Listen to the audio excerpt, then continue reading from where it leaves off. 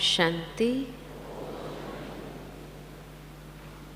ओम शांति। ओम शांति। बाबा ने हम बच्चों को ज्ञान के इतने रत्न चिंतन करने के लिए, मनन करने के लिए दिए हैं और प्रतिदिन बाबा की साकार मुरलियों में भी कई चिंतन करने के लिए बहुत सुंदर पॉइंट्स बाबा देते रहते हैं। आज बाबा ने मुरली के अंदर बहुत सुंदर सेवा की एक विधि बताई कि बाबा कहे तुम जब भी किसी से मिलने जाओ तो कितनी रॉयल्टी के साथ जाना चाहिए। नहीं तो समझते हैं कि ये पैसा इकट्ठा करने आए हैं और भगा देंगे। बाबा के शब्द में, हंसी में बाबा के टिप टॉप होकर के जाना चाहिए। लेकिन टिप टॉप का मतलब कोई बाह्य श्रृंगार की बात नहीं है, लेकिन आंतरिक दिव्यता जो चेहरे से और चलन से स्पष्ट हो और कोई भी ये समझे कि ये कोई पैसा मांगने के लिए नहीं, लेकिन चेहरे का नूर, चेहरे की दिव्यता ऐसी हो, रूहानियत ऐसी हो जो वो आत्माएं भी उस दिव्यता के आगे झुक जाए। ये बाबा का भाव था। बाह्य श्रृंगार करने से कभी कभी और भी स्वरूप दूसरा लगता है, लेकिन जो आंतरिक स्थिति है वो बहुत श्रेष्ठ होनी चाहिए, शुभ भावना वाली होनी चाहिए। और इसीलिए बाबा ने आज कहा कि जो कोई ऐसा मंदिर बनाते हैं और उसमें भी खास करके लक्ष्मी नारायण का मंदिर बनाया हो, उनको जाकर के बताओ, पहले तो महिमा करो कि आपने जो बनाया बहुत अच्छा बनाया। कितना सुंदर तरीके से बाबा हमें सिखा रहा था आज की मुरली के अंदर कि सेवा भी किस तरीके से करनी चाहिए। इसी तरह साकार मुरली के अंदर भी बहुत सुंदर बातें कुछ ऐसी चिंतन की होती है, जो बातें अगर प्रैक्टिकल जीवन के अंदर ग्रहण की जाए तो बाबा जो चाहता है वो सेवा का प्रत्यक्ष स्वरूप हम प्रैक्टिकल दिखा सकते हैं। तो ज्ञान बाबा का बहुत स्पष्ट है, योग बहुत अच्छा लगता है, धारणा करना भी अच्छा है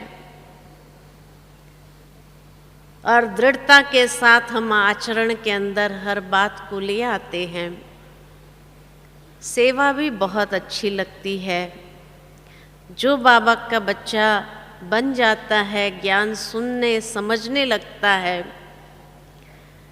फिर वो उसके सामने कोई भी आता है तो दो बातें सुनानी शुरू कर देता है।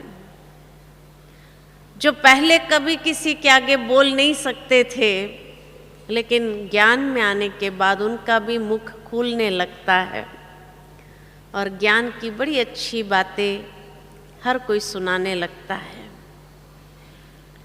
लेकिन फिर भी पुरुषार्थ के अंदर जो अटक आती है वो किस बात को लेकर के आती है। आत्मा का ज्ञान स्पष्ट है, परमात्मा का ज्ञान स्पष्ट है, योग का विषय भी स्पष्ट हो जाता है, लेकिन अगर अटक आती है हम लोगों के पुरुषार्थ में या आंतरिक एक्सेप्टेंस में, तो वह कहाँ आती है? ड्रामा की बात को लेकर के ही कई बार ब्राह्मणों में भी ये आ जाता है कि भाई इस जीवन के अंदर कुछ जो दृश्य है वो अगले कल्प में नहीं चाहते हैं, उसके लिए कोई उपाय हो तो बताओ। बाकी सब कुछ ठीक है, लेकिन इस जन्म में कुछ कुछ दृश्य, कुछ कुछ घटनाएं जीवन में ऐसी आई है या हो रही होती है, वो अगले कल्प में रिपीट नहीं होनी चाहिए। ऐसा समझते हैं? हाँ, कि नहीं ठीक है, जैसा चल रहा है वैसे बहुत अच्छा है ड्रामा। क्या समझते हैं? चेंज करना चाहते हैं?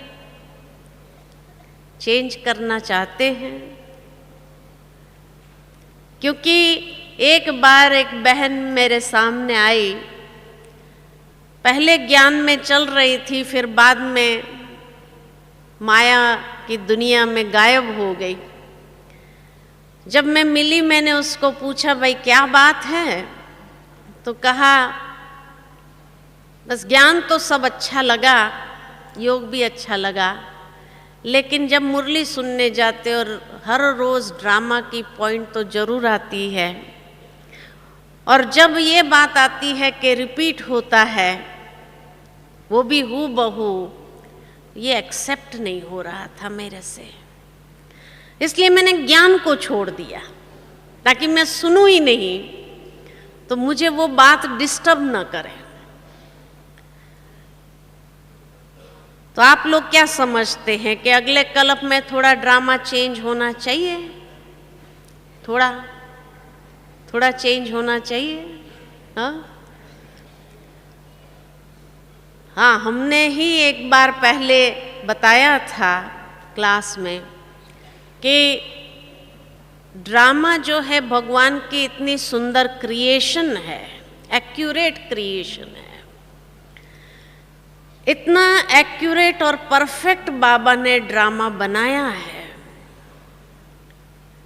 जो भगवान कहते हैं मैं उसको चेंज नहीं कर सकता। लेकिन कुछ दिन पहले जब ये बहन की बात सुन करके विचार चला, तो चिंतन में ये बात आई कि बाबा हमेशा मुरली के अंदर कहते हैं कि ड्रामा का क्रिएटर, डायरेक्टर, प्रिंसिपल एक्टर मैं हूँ। है ना, बाबा ने ये बात कही है कि ड्रामा का डायरेक्टर मैं हूँ। क्रिएट किया है बाबा ने ये संसार का नाटक हम सबको खेल करने के लिए, और प्रिंसिपल एक्टर भी मैं हूँ। लेकिन जब मैं सोच रही थी तब मेरे मन में ये विचार आया कि अगर बाबा डायरेक्टर है, क्रिएटर है, प्रिंसिपल एक्टर है, तो इस ड्रामा का स्क्रिप्ट राइटर कौन है? कौन है स्क्रिप्ट राइटर? भाई स्क्रिप्ट तो किसी ने लिखी होगी, बाबा तो डायरेक्टर है। डायरेक्टर कभी स्क्रिप्ट राइटर नहीं होता है। इसीलिए बाबा हमेशा मुरली के अंदर ये कहते हैं कि बच्चे मैं ड्रामा चेंज नहीं कर सकता हूं, क्योंकि स्क्रिप्ट बाबा ने लिखी ही नहीं है। मुरली के अंदर बाबा कई बार ये बात कहते हैं कि बच्चे ये ड्रामा को नाटक के साथ कंपेयर नहीं किया जा सकता है, लेकिन उसकी कंपैरिजन बाबा हमेशा फिल्म के साथ करते, क्योंकि ड्रामा में फिर भी अदली बदली हो जाता है, एक्टिंग चेंज हो सकती है, लेकिन फिल्म एक बार जो शूट हो गई उसमें फिर कोई चेंजेस नहीं हो सकता है। ये ठीक है ना? तो ठीक इसी तरह अगर बाबा डायरेक्टर है इस फिल्म का, बेहद के फिल्म का, तो डायरेक्टर का काम क्या होता है? डायरेक्टर का काम है डायरेक्शन देना, एक्टरों को डायरेक्शन देना कि भाई आप थोड़ा हाथ ऐसे करो या चेहरे की स्माइल ऐसे करो, एक्सप्रेशन ठीक ले आओ। ये डायरेक्टर का काम है, डायरेक्शन देना। तो बाबा भी डायरेक्टर है, वो हमें डायरेक्शन देता है। क्या डायरेक्शन देता है? अमृत वेले से लेकर रात्रि तक हमारा हर कर्म, हमारा उठना कैसे होना चाहिए, हमारा बैठना कैसे होना चाहिए, हमारा चलना कैसे होना चाहिए, हमारा चेहरा कैसा होना चाहिए, वहाँ तक की भावनाएं कैसी होनी चाहिए, क्योंकि जो आंतरिक स्थिति है वही फेस पर आती है। इसलिए कहते हैं कि mind is the index, face is the index of the mind. कि चेहरे के ऊपर जो भाव आ रहे हैं वो मन की स्थिति के आधार पर आ रहे हैं। तो इसलिए मन की स्थिति कितनी अच्छी होनी चाहिए, ये बाबा डायरेक्शन देता है।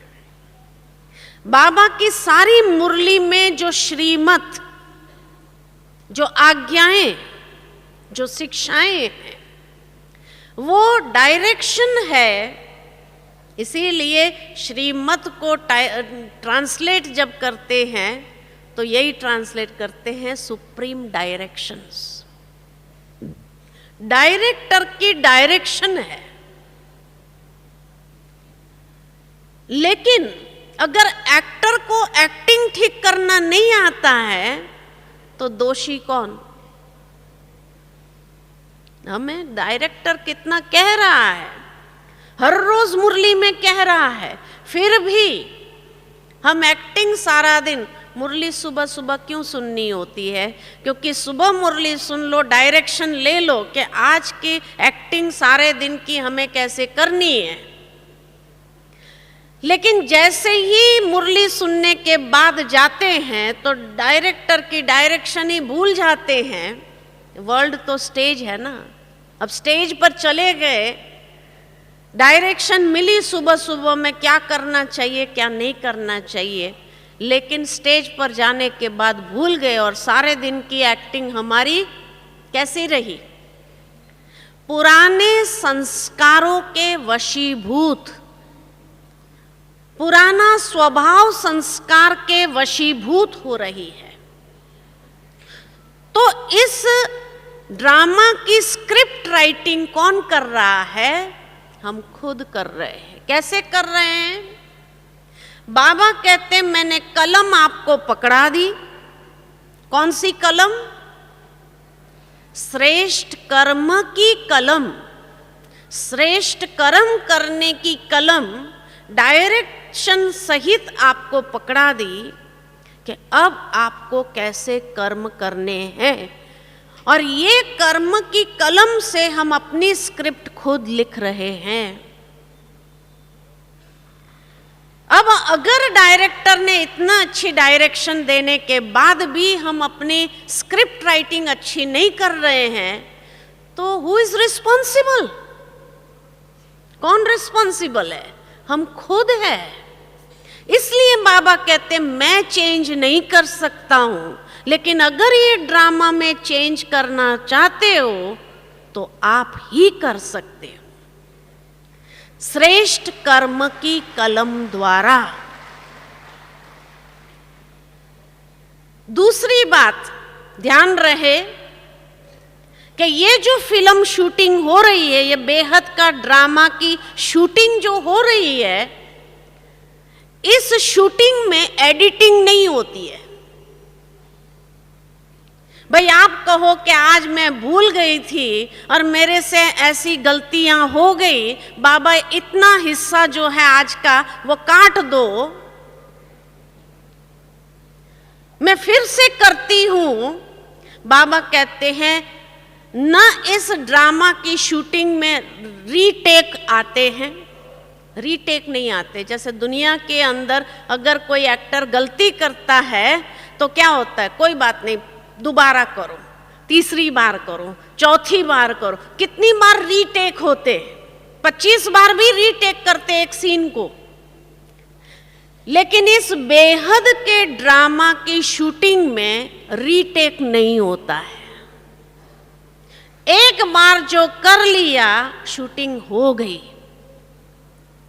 और जो शूटिंग हो गई वही हूबहू रिपीट होगी।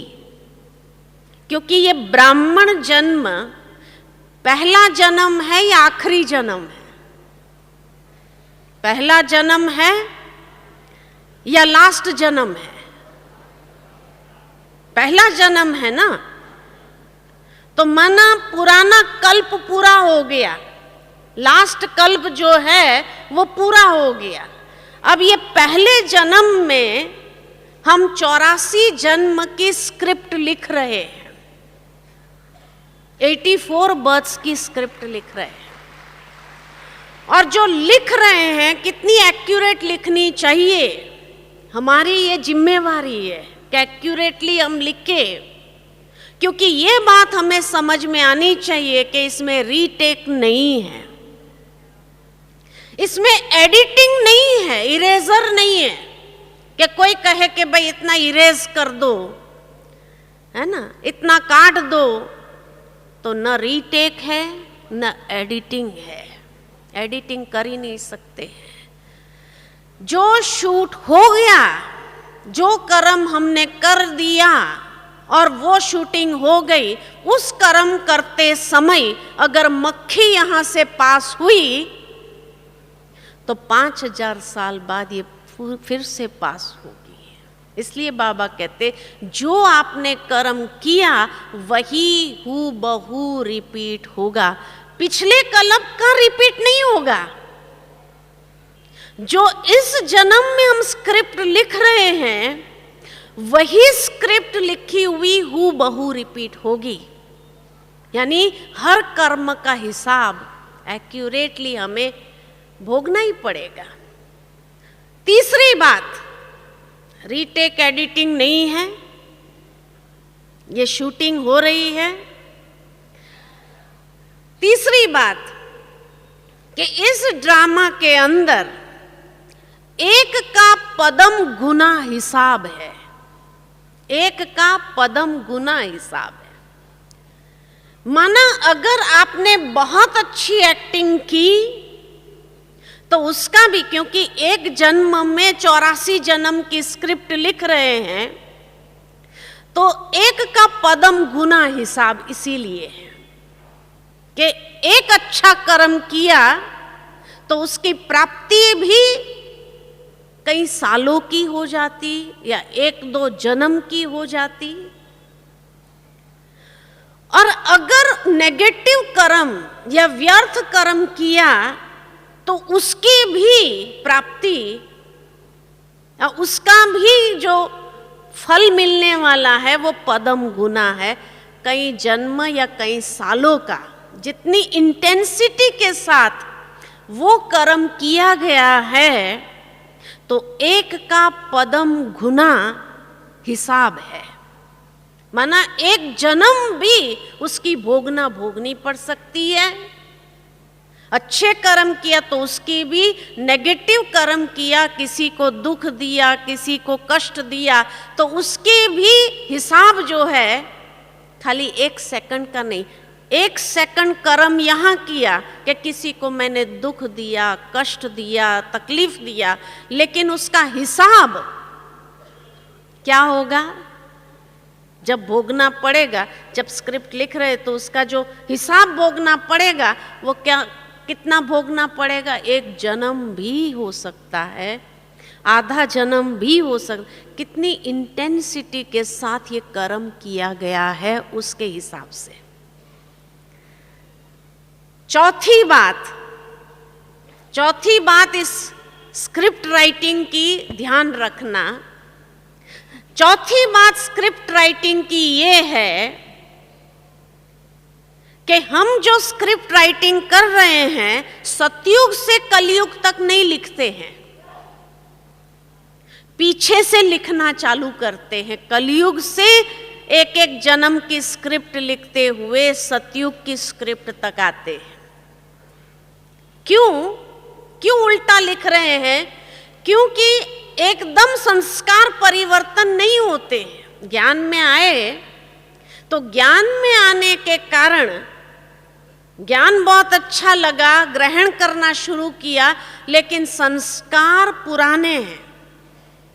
संस्कार इतना जल्दी बदलता नहीं है।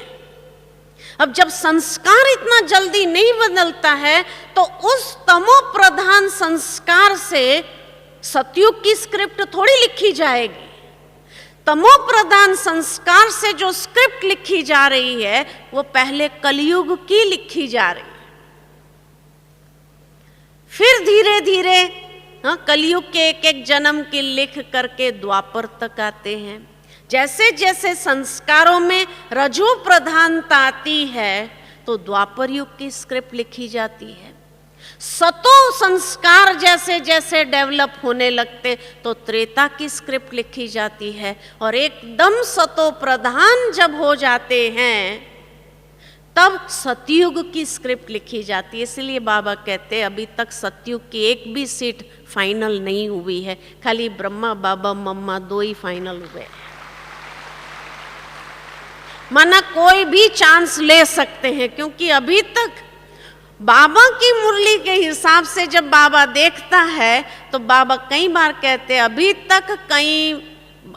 तक बच्चे रजो तक नहीं पहुंचे हैं। माना स्क्रिप्ट लिखते लिखते रजो तक नहीं पहुंचे, द्वापर तक नहीं पहुंचे हैं, तो अभी तक सतयुग त्रेता की स्क्रिप्ट लिखी ही नहीं गई है कई लोगों की।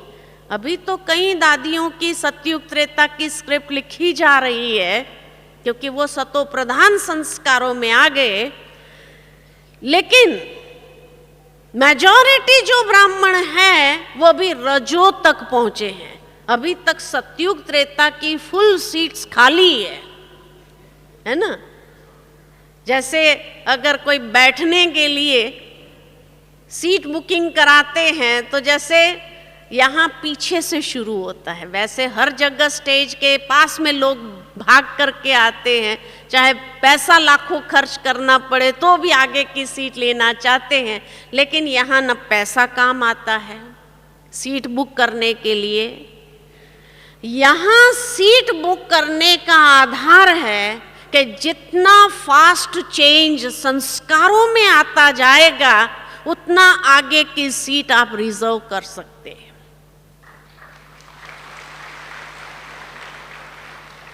इसीलिए अब फाइनल करना है कि अगले कल्प के लिए मुझे ड्रामा चेंज करना है या नहीं करना है। करना है,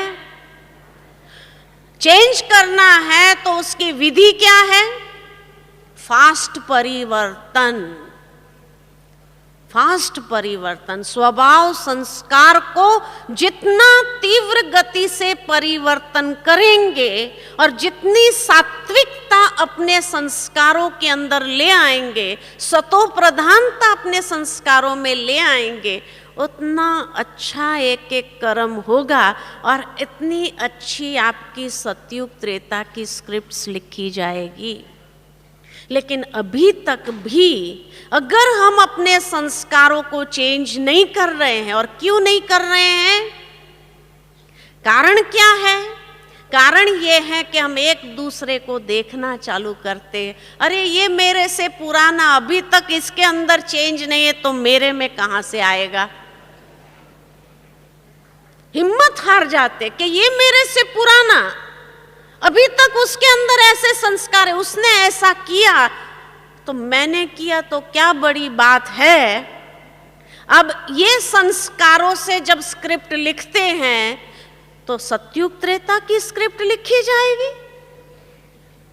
अरे कोई अगर पुराना है, नहीं चेंज कर रहा है, तो आप उसका थैंक्स मानो कि आपको तो रास्ता दिया कि भाई तू आगे जा, मैं नहीं जा सकता हूं, तू तो आगे जा। तो दिल शिकस्त क्यों हो जाते हैं दूसरों को देख करके कि भाई ये मेरे से पुराना इसने नहीं किया तो मैं क्यों करूं, या उसने ऐसा किया इसीलिए मैंने ऐसा किया। अब ये जो टिट फॉर टैट का हिसाब हम रखते हैं, उससे हम अपनी स्क्रिप्ट कौन सी लिख रहे हैं बताओ? उससे सतयुग त्रेता की स्क्रिप्ट लिखी जा रही है, उससे सतयुग त्रेता की स्क्रिप्ट नहीं। और इसीलिए द्वापर कलयुग के ही जन्मों में अभी तक हम उलझे हुए हैं और वो कर्म टिट फॉर टैट वाला कर रहे हैं। अब उसकी भोगना क्या होगी? वो घटनाएं जो जीवन में इस जन्म में भोगी हमने, पिछले जन्म में जो याद है, क्या उससे हम अच्छी स्क्रिप्ट लिख रहे हैं या कैसी स्क्रिप्ट लिख रहे हैं? इसलिए बाबा इतना जोर दे करके मुरली पिछले 3-4 सीजन में चलाई, बच्चे व्यर्थ से मुक्त हो जाओ, व्यर्थ से मुक्त हो जाओ, वाह वाह करते हुए बढ़ते जाओ। वाह वाह माना इतनी अच्छी स्क्रिप्ट लिखो जो हर कोई कहे वाह वाह वाह के गीत गाए, कि आप खुद भी अपने गीत गाओ कि वाह मेरा भाग्य वाह, वाह बाबा वाह, वाह ड्रामा वाह। ये आप गायन करो अपने हर एक कर्म के कलम से जो आप स्क्रिप्ट लिखते हैं। हर स्क्रिप्ट लिखने के बाद अंदर में ऐसी आत्मसंतुष्टि हो कि वाह बाबा वाह, वाह रे मेरा भाग्य वाह, वाह ड्रामा वाह। ऐसा अंदर से वाह वाह वाली स्क्रिप्ट लिखो। ये नहीं कि उसने ऐसा किया इसलिए मैंने भी ऐसा कर दिया, उससे तो वाह वाह वाली स्क्रिप्ट नहीं हुई। अगर वही पिछले कल्प वाला रिपीट होता होगा तो पुरुषार्थ का महत्व क्या रहेगा? जो बाबा इतना पुरुषार्थ करा रहे हैं, तीव्र गति का पुरुषार्थ करने के लिए कह रहे हैं, क्यों? क्योंकि दिन प्रतिदिन समय बहुत कम होता जा रहा है और अभी तक अगर रजो तक नहीं पहुंचे तो सतयुग त्रेता की स्क्रिप्ट कब लिखोगे, कब लिखोगे? और लास्ट में अगर फास्ट किया भी तो कौन सा पद पाएंगे?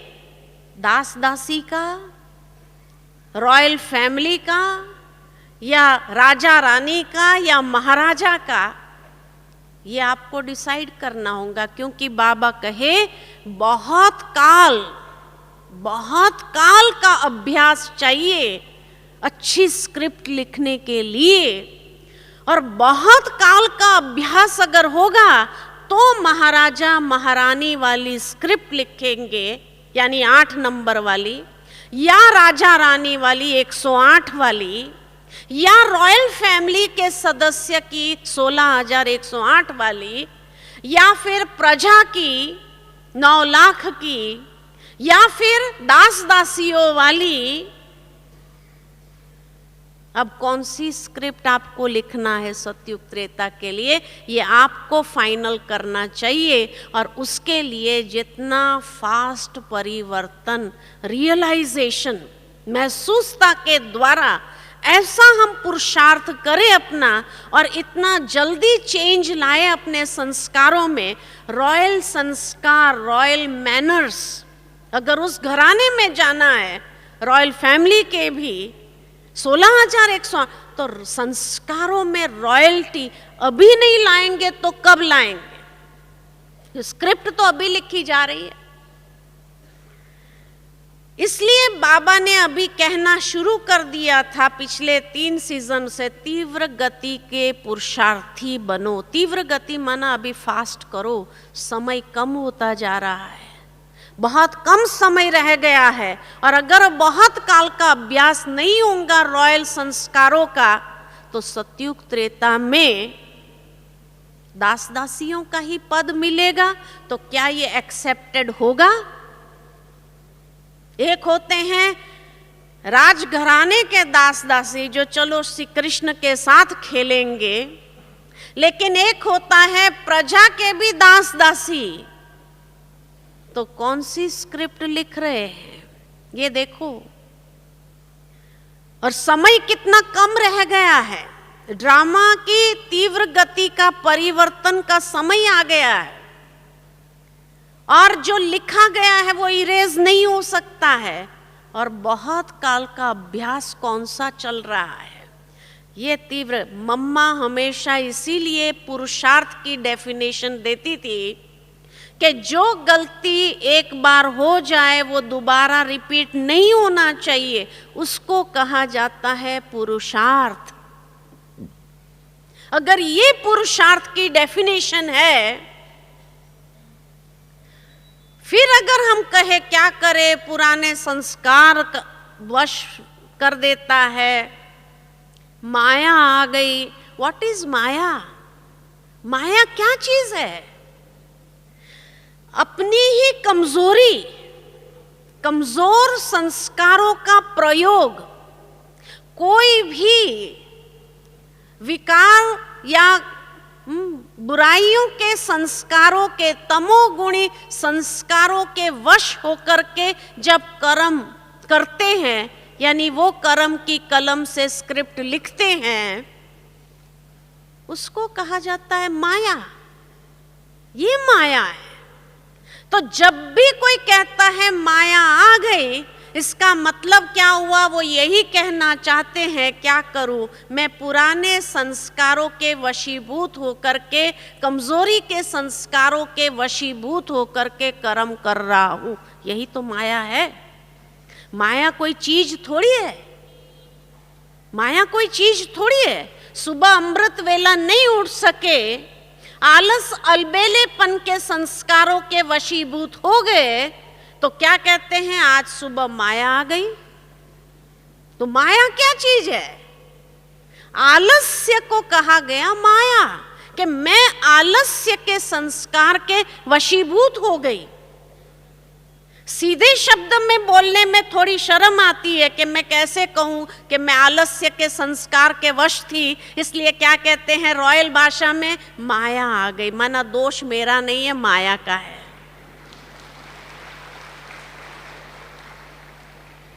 लेकिन समझदार तो समझ जाते हैं कि माया माना क्या, कि ये बार बार ये कहना चाह रहा है कि क्या करूं मैं अपने पुराने संस्कारों के वशीभूत हो रहा हूं। अभी जो पुराने संस्कारों के बार बार वशीभूत हो जाएगा, उसको महावीर कह सकेंगे पुरुषार्थ में। महावीर कहेंगे, घोड़ेस्वार भी कहेंगे, प्यादे कहेंगे। और अगर प्यादे ही रहे तो उस पुरुषार्थ से कौन सी स्क्रिप्ट लिख रहे हैं? राजा रानी की या दास दासी के भी दास दासी की? किसकी स्क्रिप्ट लिख रहे हैं?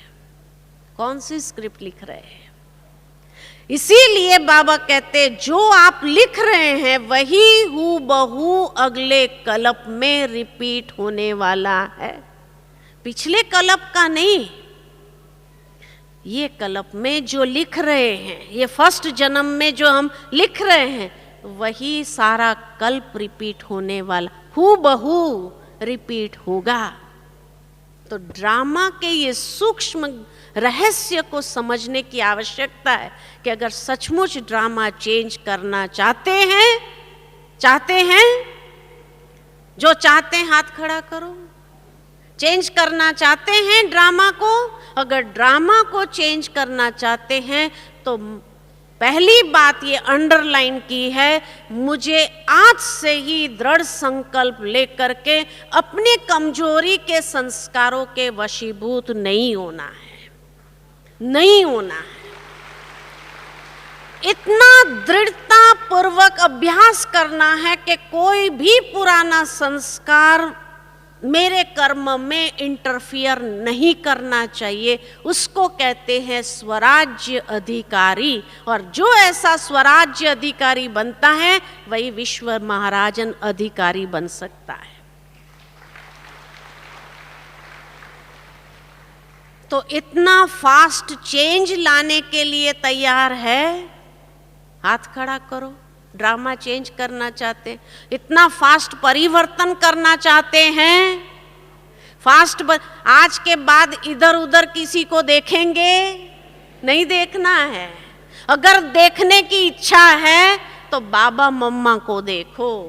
फॉलो करने की इच्छा है, बाबा मम्मा को फॉलो करो, इधर उधर नहीं देखो। अगर कोई पुराना गलती कर रहा है उसको थैंक्स करो, शुभ भावना दो और खुद आगे बढ़ो। वो आपको साइड दे रहा है आगे बढ़ने की। जैसे रास्ते पर गाड़ी चलती है, अगर किसी व्यक्ति को आपने कहा कुछ, हॉर्न दिया, तो वो साइड देता है ना, भाई तू आगे जा, आगे जा। ऐसे अगर कोई पुराना चल रहा है और वो अपने पुराने संस्कारों के वशीभूत हो रहा है, उसको देखकर आप उसके पीछे क्यों हो जाते हो?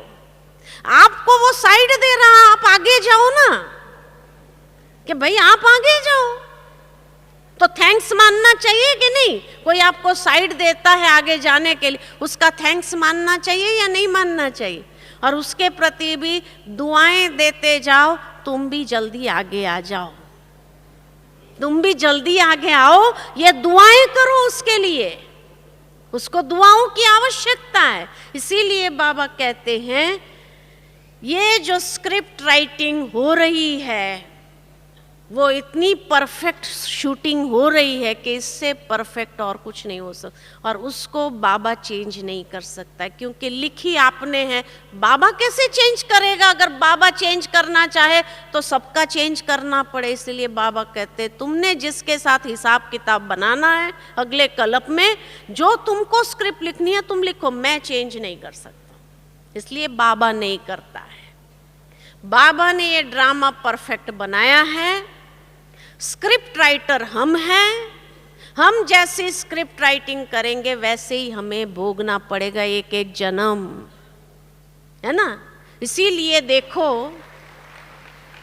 जब अंतिम समय आएगा, जब अंतिम समय आएगा और उस समय ये महसूस होगा कि अरे स्क्रिप्ट राइटर हम ही थे, तो कितना पश्चाताप होगा कि मैं अपनी अच्छी स्क्रिप्ट लिख सकता था, लेकिन फिर भी मैं इधर उधर देखने में व्यस्त हो गया, उसके प्रति व्यर्थ संकल्प चलाना शुरू कर दिया, मेरी मानसिक स्थिति मैंने ऐसी बना दी, इसीलिए मेरी स्क्रिप्ट ऐसी हो गई। अंतिम समय जब ये रियलाइजेशन होगा तो कितना पश्चाताप होगा कि अरे स्क्रिप्ट राइटर तो हम खुद थे, बाबा ने तो लिखा ही नहीं। इसीलिए भक्ति मार्ग में आज दिन तक भी भगवान की इतनी महिमा क्यों गाते हैं? भगवान की इतनी महिमा क्यों गाते हैं? इसीलिए गाते हैं कि हे प्रभु तुमने तो सब कुछ दिया था। तभी बाबा कई बार कहते हैं बाबा बुद्धिवानों की बुद्धि है, और बुद्धिवानों की बुद्धि हमें बुद्धि भी दे रहा है। रोज सुबह मुरली क्या है? बुद्धिवानों की बुद्धि दे रहा है, कैसा हमें स्क्रिप्ट लिखना चाहिए, कितना क्रिएटिव लिखना चाहिए, ये भी बुद्धि दे रहा है। कैसे सेवा करके भी लिखो, धारणा करके लिखो, ज्ञान योग से अपनी स्क्रिप्ट लिखो, ये बुद्धिवान की बुद्धि हमें बुद्धि भी दे रहा है। उसके बाद भी अगर हमने अपनी स्क्रिप्ट अच्छी नहीं लिखी तो दोषी कौन? दोषी कौन? हम खुद है। इसीलिए अंतिम समय जब ये रियलाइजेशन होगा तो भगवान के सामने भी क्षमा मांगेंगे कि हे प्रभु मुझे क्षमा कर देना। आप देखो भगवान कितना दयालु है, उसके बावजूद भी कि बाबा कहते हैं कि बच्चे अगर कोई गलत कर्म हो भी गया आपसे, बाबा ने डायरेक्शन दिया आज की मुरली के अंदर कैसा कर्म करना है, लेकिन उसके बावजूद भी अगर कोई गलत कर्म हो गया तो रात्रि को बाबा को सच्चाई से सुना करके माफी मांग लो तो आधा माफ कर देगा। माना स्क्रिप्ट में थोड़ी एडिटिंग बाबा कर सकता है, कर सकता है, लेकिन इसका नियम समझ लो। स्क्रिप्ट में एडिटिंग हो सकती है, लेकिन क्या? लेकिन सच्चाई से सुनाने के बाद दृढ़ संकल्प साथ में करना होगा कि ये गलती दोबारा रिपीट नहीं होंगी, तो बाबा आधा माफ करेगा, नहीं तो नहीं करेगा। तो एडिटिंग हो सकती है। बाकी आप रोज गलत कर्म करते जाओ, रोज रात को बाबा को सच्चाई से सुना दो, दूसरे दिन फिर वही गलती करो, फिर बाबा थोड़ी माफ करेगा। बाबा एक बार माफ करता है, एक बार माफ करता है। इसलिए अगर अपनी स्क्रिप्ट में थोड़ा सा एडिटिंग करवाना चाहते हो, ड्रामा चेंज करवाना चाहते हो बाबा से, तो बाबा के पास इतनी अथॉरिटी है कि बाबा ने कहा सच्चाई सफाई से सुना दो, और सुनाने के बाद दृढ़ संकल्प करो कि दोबारा ये गलती बाबा मेरे से नहीं होंगी, उसका मैं ध्यान रखूंगा। तब बाबा एडिट करने के लिए तैयार है। अब एडिट करवाना चाहते हो कि नहीं चाहते हो? इसलिए बाबा ने हमें ये भी एक सहूलियत दी है इस ड्रामा के अंदर। कौन सी सहूलियत दी है?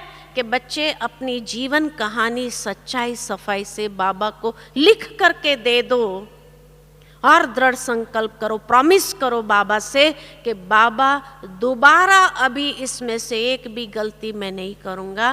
तो उस जो जीवन कहानी में जो बाबा ने के सामने आपने सच्चाई से लिख करके दिया, छिपाया, सर्जन से छिपाया, तो मल्टीप्लिकेशन हो सकता है, कट नहीं हो सकता है। इसीलिए बाबा कहते बच्चे अपनी जीवन कहानी सच्चाई से अगर लिख करके दे दो, तुम्हें इस जन्म के सारे कर्म याद है, और इस जन्म के सारे कर्म याद है। अगर इसमें फिर भी एडिटिंग चाहते हैं, सच्चाई से बाबा को लिख करके दे दो, और प्रॉमिस करो बाबा के साथ में कि बाबा ये गलती अब सदा के लिए समाप्त हो गई, दोबारा नहीं। तो बाबा आधा माफ कर सकता है, आधा माफ कर सकता है, इतना एडिटिंग हो सकता है, तो ड्रामा चेंज हो सकता है। तभी तो बाबा ने ये कहा, ये महावाक्य क्यों आया? अगर वही पिछले कल्प वाला होता था तो पुरुषार्थ का मतलब ही नहीं रहता था। लेकिन बाबा ने कहा मैं आधा माफ कर दूंगा, लेकिन बच्चे सच्चाई से लिखते नहीं हैं, छिपाते हैं, छिपा के फिर दोबारा गलतियां करते जा रहे हैं। तो बाबा भी क्या करेगा? बाबा एडिटिंग करना चाहता है। इसलिए बाबा ने कहा कि अगर मान लो कि 108 से ज्यादा हो गए तो बाबा लड़ी लगाने के लिए भी तैयार है। यहां तक बाबा एडिटिंग करने के लिए तैयार है कि अगर 108 से ज्यादा हो गए दाने, तो बाबा क्या करेगा? लड़ियां लगा देगा, लड़ियां लगा देगा। तो बाबा चेंज कर सकता है, तभी तो कहा ना, चेंज कर सकता है ना, ऑलमाइटी है। लेकिन हमारे दादी जानकी हमेशा ये बात कहती है, हमारे अंदर पहली बात सच्चाई सफाई, सच्चाई सफाई होनी चाहिए। जो बाबा को सुनाए सतगुरु के दरबार में सच्चाई के साथ सुनाए, और प्रॉमिस करे दोबारा गलती नहीं करेंगे। और दूसरी बात, नियत साफ हो, इंटेंशंस, इंटेंशन प्योर हो अंदर में। जो कर्म करो प्योर इंटेंशंस के साथ कर्म करेंगे तो स्क्रिप्ट बहुत अच्छी लिखी जाएगी, स्क्रिप्ट बहुत अच्छी लिखी जाएगी। तो इसीलिए स्क्रिप्ट राइटर हम खुद है। बाबा चेंज नहीं कर सकते, चेंज कर सकते तो कौन कर सकते? हम कर सकते। और अगर हम करना चाहते हैं तो माना बहुत फास्ट चेंज, तीव्र पुरुषार्थ बाबा क्यों कहते हैं?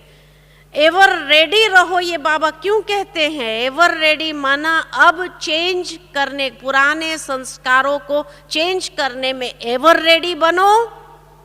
और तीव्र पुरुषार्थ, पुरुषार्थ, पुरुषार्थ माना पुरुषार्थ के आत्मा की उन्नति अर्थ श्रेष्ठ कर्म की कलम से अब आज के बाद ये दृढ़ संकल्प करो कि आज के बाद हर घड़ी मेरी शूटिंग हो रही है। हर घड़ी जब मेरी शूटिंग हो रही है तो हर घड़ी मुझे अपने चेहरे के एक्सप्रेशंस कैसे रखने हैं, अपने मन की भावनाएं कैसी रखनी है, इंटेंशंस कैसे प्योर रखने हैं, ये सब नेचुरल आना चाहिए। जैसे दादियों को देखते हैं, प्रकाशमणि दादी को आपने देखा, गुलजार दादी को, कितना नेचुरल उनका श्रेष्ठ कर्म है, मेहनत नहीं लग रही है, नेचुरल। पुराने कोई भी संस्कार, दादियों को गुस्सा नहीं आता है, नहीं आता है। अगर कोई गलती करता है तो भी गुस्सा नहीं आता, शुभ भावना का दान देते चलो, शुभ भावना रखते हैं दादियाँ। इतना नेचुरल उन्होंने कर दिया, तभी तो इतनी अच्छी स्क्रिप्ट लिख रहे हैं, जो हर कल्प में वही तो दादियाँ बनती है, इसीलिए बनती है क्योंकि उन्होंने फॉर्मूला सीख लिया कि श्रेष्ठ कर्म की कलम द्वारा मुझे अपनी स्क्रिप्ट हर घड़ी अच्छे से अच्छी रखनी है। और इसीलिए वो सदा मुस्कुराते रहते। कभी भी कोई फोटो खींचता है दादियों का, कोई फोटो टेंशन वाला देखा? कितना नेचुरल, नेचुरल इनोसेंट मुस्कुराहट। इसलिए बाबा कहते वो सेंट है, सेंट का टाइटल, क्योंकि इनोसेंट है। और वो इनोसेंस उनकी इतने नेचुरल रूप में है, तभी तो हर घड़ी इतनी अच्छी स्क्रिप्ट लिखे जा रहे हैं। तो हम सभी को भी आज के बाद क्या करना है? क्या करना है? अपना चेहरा और चलन इतना सुंदर रखना है, हर एक के साथ हमारा व्यवहार इतना सुंदर रखना है। कोई कुछ भी अपने पुराने संस्कारों के कारण आपको दे, आपको वो चीज़ लेनी नहीं, आपको अच्छा ही देना है। ये आपकी अच्छी स्क्रिप्ट लिखी जाएंगी। तो तैयार है? तैयार है? कोई कैसा भी आपको दे, बुरा दे, कैसा भी आपके प्रति भावना रखे, लेकिन मुझे अच्छी भावना रखना है। कोई बुरी भावना अगर दे भी रहा है तो भी मुझे अच्छी भावना देना है, अच्छे विचार देने हैं। व्यर्थ नहीं सोचना है कि ये ऐसा क्यों कर रहा है, ये ऐसा क्यों कर। वो अपनी स्क्रिप्ट लिख रहा है, आप अपनी स्क्रिप्ट लिखो। वो अगर गंदा देता है तो मुझे गंदा थोड़ी देना है, मुझे अच्छा देना है। मेरी स्क्रिप्ट राइटिंग मुझे बहुत अच्छी करनी है। तैयार है ना? ड्रामा चेंज करने के लिए तैयार है ना? तैयार है? तो चेंज करके दिखाओ। आज के बाद जो बाबा चाहते हैं वैसा हम अपनी स्क्रिप्ट राइटिंग करना शुरू करें। जैसे मधुबन में आए हैं तो कोई कुछ भी करता है तो भी आप मुस्कुराते हुए उसको देते ही जाते हैं ना, शुभ भावना देते, शुभ का। वैसे वहाँ जाने के बाद भी कोई कुछ भी करे, कोई कुछ भी करे, लेकिन मुझे अपनी स्क्रिप्ट बहुत अच्छी लिखनी है। टिट फॉर टैट वाला हिसाब अभी क्या करना है? बंद करो। टिट फॉर टैट वाला हिसाब नहीं चाहिए, तो हम अपनी स्क्रिप्ट अच्छी लिखेंगे। कोई गलत कर रहा है तो मैं क्यों गलत करूं? वो गलत कर रहा है, वो अपनी स्क्रिप्ट लिख रहा है, आप अपनी स्क्रिप्ट लिखो, अच्छा करो, अच्छा बनो। अच्छे बनते हुए आगे बढ़ो। बाबा जैसे कहते सकाश दो उस आत्मा को, शुभ भावना दो, शुभ कामना दो, सकाश दो। आप अपनी स्क्रिप्ट अच्छी लिखो, ठीक है ना? ठीक है, तो ड्रामा चेंज कर सकते हैं ना? ये गुह्य राज को जिसने समझा वो इधर उधर नहीं देखेगा, ये क्या कर रहा है, ये क्या कर रहा है, उसने ऐसा किया इसलिए मैं ऐसा करता हूँ, ये ऐसा करता है इसलिए मैं ऐसा करता हूँ। वो क्या भी करे, मुझे देखना है तो ब्रह्मा बाबा को देखो। स्कूल में स्टूडेंट किसको देखता है? जो लास्ट नंबर आता है उसको देख के चलता है, या फर्स्ट नंबर आता है उसके साथ compete करता है? क्या करता है? तो इसी तरह अगर मुझे, हाँ, ये बेहद का स्कूल जो है बाबा की यूनिवर्सिटी है, उसमें भी किसको देखना चाहिए? ब्रह्मा बाबा मम्मा को देखना चाहिए, दादियों को देखना चाहिए, या क्लास का लास्ट नंबर व्यक्ति क्या कर रहा है उसको देख करके अपना पुरुषार्थ करना चाहिए? क्या करना चाहिए? क्या करना चाहिए? तो इसीलिए बाबा ने विधि बताई है अपनी स्क्रिप्ट कैसे अच्छी लिखनी है। तो आज के बाद इतनी अच्छी स्क्रिप्ट लिखो, तो सतयुग त्रेता की स्क्रिप्ट इतनी अच्छी लिखे जो राज घराने के अंदर सारी सीट खाली है, एयर कंडीशन की भी खाली है, फर्स्ट क्लास की भी खाली है, सारी खाली पड़ी है, जो लेना चाहो ले सकते हो। यहाँ तो सब दौड़ करके आगे बैठने के लिए कोशिश करते हैं।